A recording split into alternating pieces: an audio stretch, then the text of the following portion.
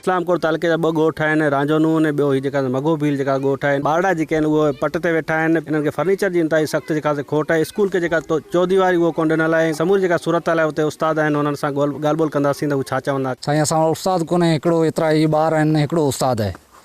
इहो उस्ताद जो मसइलो आहे, इहो हल कयो वञे। पाणी जो मसइलो, मरामत जो मसइलो, फर्नीचर जो मसइलो, उस्ताद जो मसइलो, इहे 4 मसइला जेको आहिनि इहो पहिरीं हल कया वञनि। पहिरीं मसइलो आहे पाणी जो। असांजो पाणी मसइलो आहे जो पाणी हिते आहे कोन। ॿारनि जे लाइ पाणी जेको माइल पंधु वेंदा आहिनि ॿारड़ा पाणी पीअण जे लाइ, उन जे लाइ असां पाण बि कोशिशि कंदा आहियूं जेको हिते पाणी रखंदा आहियूं ॿारनि खे पीआरण जे लाइ।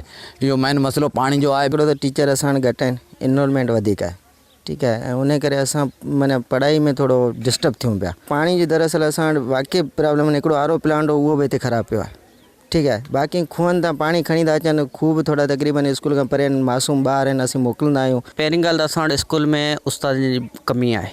असांखे उस्तादनि जी ज़रूरत आहे, छाकाणि त असां वटि 2 उस्ताद आहियूं ऐं 182 ॿार जेके इनरोलमेंट आहे त असां पूरे कोन था पऊं।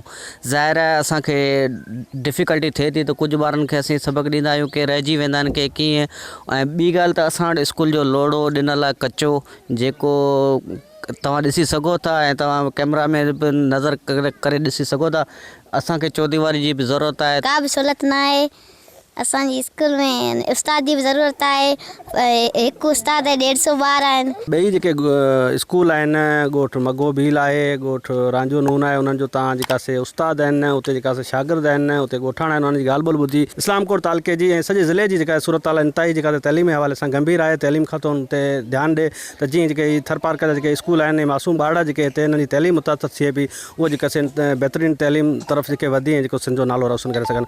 काज़ी बजीर, अवामी आवाज़ TV न्यूज़, इस्लामकोट। विजिट कयो अवामी आवाज़ मीडिया ग्रुप की वेबसाइट awamiawaz.pk।